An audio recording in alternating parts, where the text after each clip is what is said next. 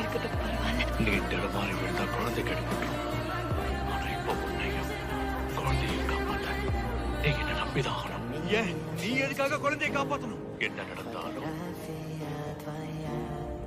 இந்த குழந்தைய காப்பாத்துவேன்னு சத்தியம் பண்ண. என்ன ஆனாலும் நீ உன் குழந்தைய பாதுகாக்கணும். நான் உனக்கு உதவி பண்றேன். நாங்க பந்தய குதிரை இல்ல.